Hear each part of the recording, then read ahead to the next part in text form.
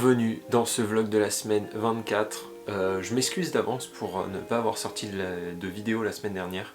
Petit souci perso et tout, bon, je m'étalerai pas là-dessus, mais voilà, je m'excuse de ne pas avoir une vidéo la semaine dernière. Mais je me rattrape cette semaine en sortant pas une grosse vidéo, mais une vidéo où on va parler un petit peu photo, et plus particulièrement d'argentique. Et là on a un gros bébé. Donc je vous présente un petit peu ce que j'ai en matériel. On a tout d'abord un Canon T70 que je n'utilise pas beaucoup parce qu'il est quand même assez électronique et dans l'idée un peu assisté. Ça me convient pas, moi je cherchais quelque chose de complètement manuel, quelque chose qui était vraiment à l'ancienne. Voilà, c'est exactement le terme que je cherchais, c'était à l'ancienne. Du coup, je n'ai pas que ça évidemment, j'ai aussi un Canon F1 Old, l'ancien, qui est incroyable. J'ai déjà fait une pellicule complète qui là actuellement est en cours de développement. Donc je vous tiendrai au jus et suite à ça il y aura la vidéo complète sur mon avis sur l'argentique et des petits tips et tout, genre quand j'aurai bien pris en main le truc. Ensuite, niveau objectif, j'ai un 50 mm f1.8, un Canon, c'est un très bon objectif, il est super, il est très lumineux, rien à dire avec. Ensuite, j'ai un Sigma 400 mm, pareil en focale fixe, qui ouvre à 5.6 et c'est une bête de course. Bon voilà, vous le voyez là, je l'ai en main. Il n'est pas particulièrement lourd, la lentille n'est pas énorme non plus. Voilà. C'est un super objectif. C'est une lentille en 72 mm, donc c'est quand même un peu gros. Voilà. Il est incroyable. Voilà, si vraiment j'avais un objectif préféré, c'est celui-là, même si c'est pas toujours pratique de s'en servir à chaque fois.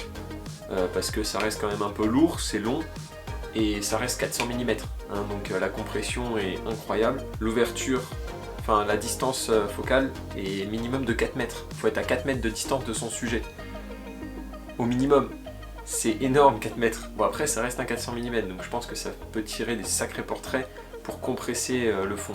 Et enfin, l'énorme bestiau, celui qui hante mes jours et mes nuits et qui me fait mal au bras, c'est cet énorme 70-222. Comment vous dire? Alors, il ouvre de 3.5 à 22, bon voilà, mais il est vraiment énorme. C'est-à-dire que j'ai pesé le tout là avant de tourner la vidéo, boîtier plus objectif comme ça avec une pellicule enclenchée dedans. Il y en a pour 2,2 kg. C'est énorme, c'est très très lourd. Donc c'est un objectif Soligor sur le Canon F1. Voilà, donc c'est très lourd, c'est smooth, hein, le focus, machin, tout est incroyable. Tout est en métal et c'est pour ça que c'est lourd, mais c'est aussi pour ça que ça tient trop bien en main. Je me suis rendu compte que je tremblais vachement plus avec mon RP qui est très léger, machin, alors que celui-là, je tremble pas particulièrement, sauf quand je le traîne vraiment longtemps dans les mains. Et à ce moment-là, c'est plus de la fatigue plutôt que du tremblement inopiné comme on peut avoir quand on filme ou quand on fait des photos d'habitude. L'avantage de cet objectif, c'est que celui-ci est macro. Et il est très macro. Je vous montrerai peut-être des photos que je ferai avec.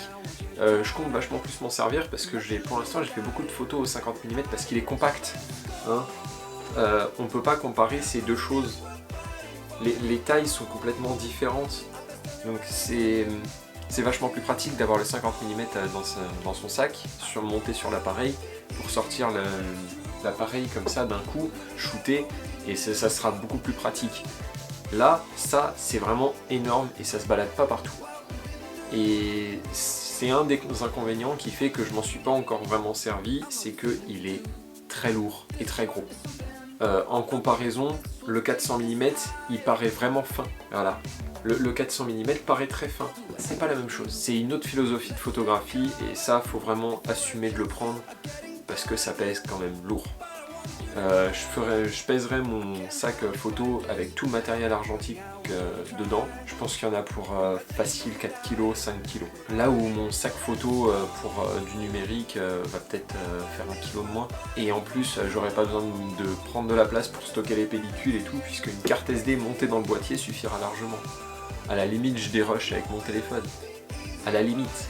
et encore. Donc, vous voyez un petit peu le problème qui se passe à ce niveau-là. L'argentique c'est ultra cool, j'adore ça. Maintenant la question c'est est-ce que ça me conviendra au long terme, puisque bah, c'est coûteux quand même.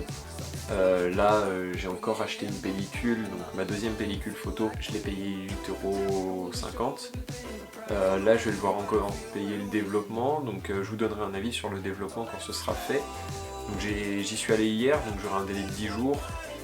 Je pense que vlog de la semaine 26, vous aurez des nouvelles là-dessus. Ensuite, on va parler un petit peu du coup ce combo. Suite aux pellicules et tout, ce combo. Je m'en suis pas encore servi comme je vous l'ai dit précédemment. Il y a un truc qui m'a beaucoup surpris, il y a le pare-soleil intégré.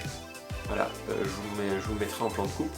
Le pare-soleil est intégré. Et ça pour de nos jours, c'est incroyable de se dire le pare-soleil, il est à part, machin. Il y a très peu d'objectifs où il est vraiment intégré dans le système de l'objectif. Genre là, voilà, je suis pépère, hop, j'étends mon truc, j'ai mon pare-soleil. C'est impensable de nos jours. Mais voilà, ce truc est vraiment, vraiment cool. La qualité est vraiment présente, juste c'est très lourd. C'est le principal inconvénient que j'y verrai, c'est que c'est très très lourd. Est-ce que ça correspondra exactement à ce que je veux faire en photo avec là en ce moment?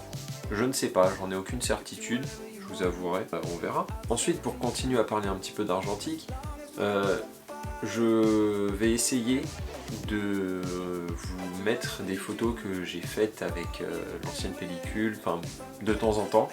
Et je vous laisse bien sûr aller vous abonner à mon Instagram que je vais mettre ici, pour suivre mes photos, hein, parce que au final c'est quand même assez important de me suivre, puisque c'est là que je poste pas régulièrement, j'en ai déjà parlé, mais j'essaye de tenir un rythme. J'espère que ça va vous plaire. Je vais vous donner des petits tips de temps en temps, soit en Reels, je sais pas comment ça s'appelle sur Instagram, un peu comme TikTok, voilà. Dans des petites vidéos un peu courtes, où je vous montre un peu mes shootings, le matériel que j'utiliserai à ce moment-là, etc. Et si ça vous intéresse, je ferai une vidéo complète où je vous fais un shooting photo de A à Z, où vous m'accompagnez, où je trouverai quelqu'un pour filmer si possible, et je filmerai, je prendrai des photos, etc. Et le plus possible à l'argentique, je pense. Et je pense que ça peut être très cool. Ensuite, évidemment, tout ce matériel-là, c'est un matériel qu'il va falloir entretenir dans le temps, puisque c'est déjà le F1 en l'occurrence, c'est déjà un appareil qui a presque 50 ans. Il faut les entretenir énormément. Et ça passe par faire la poussière régulièrement, ne pas les entreposer dans des endroits humides, faire attention aux rideaux, faire attention aux pellicules qu'on met dedans, comment est-ce qu'on s'en sert, etc. Ça va être plein de petites choses qui font que au final ça coûtera de l'argent, c'est sûr, mais est-ce que ça coûtera autant d'argent que d'avoir du numérique? Est-ce qu'on récupérera ce même grain, etc. Je ne sais pas. J'attends d'abord d'avoir ma planche négative développée pour vraiment traiter les photos et me dire bon ok, j'ai fait ça, c'était cool, qu'est-ce que j'en pense? Et ça, j'y répondrai dans une prochaine vidéo. Et bien sûr, je vous laisse vous abonner, mettre un like, lâcher un commentaire. Évidemment, dites-moi ce que vous pensez de ces vlogs de la semaine où je parle un peu plus photo et où je vous montre un peu moins ma semaine, mais du coup où j'essaye de structurer ma semaine, chose qui est très compliquée en ce moment, j'avouerai, hein. Avoir un rythme en ce moment c'est compliqué. Semaine prochaine il y aura un peu plus de contenu normalement. À bientôt. Allez, fenêtre.